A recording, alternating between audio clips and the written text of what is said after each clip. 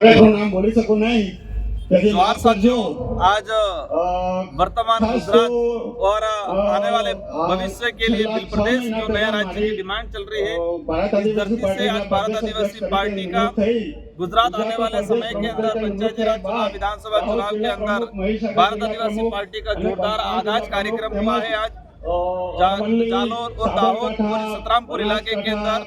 हम सुबह से गुजरात राज्य के अंदर 2 से 3 कार्यक्रम छोटे मोटे करते हुए आज हम लोग दाहोद जिला मुख्यालय पर ये कार्यक्रम किया जा रहा है। और गुजरात के अंदर देखा गया है कि लंबे समय से भाजपा का राज है, बीजेपी का राज है, लेकिन यहाँ के आदिवासियों की जो समस्या है, यहाँ के आदिवासियों की जो पीड़ा है, आदिवासियों की जो संवैधानिक जो डिमांड है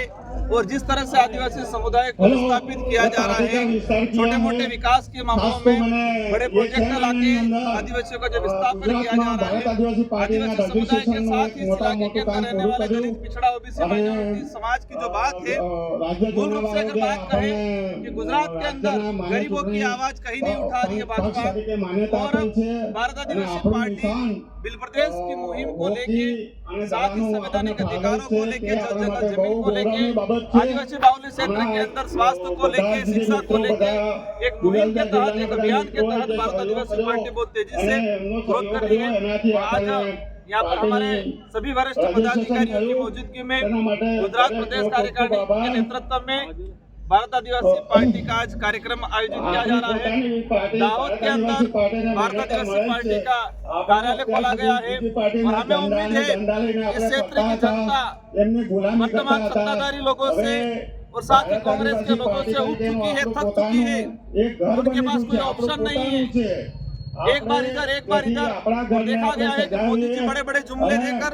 गुजरात की जनता को झूठे सपने दिखाए,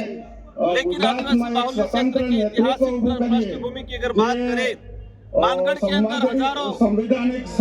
आदिवासी समुदाय जो शहीद हुआ था, उनको लेके आज तक गुजरात के पाठ्यक्रम में,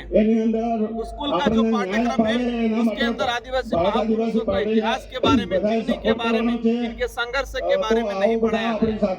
मतलब कुल मिला के कहा जा रहा है कि आदिवासी समुदाय की संस्कृति, उनका इतिहास, उनके संवैधानिक अधिकारों को दबाने का काम किया जा रहा है। और भारत आदिवासी पार्टी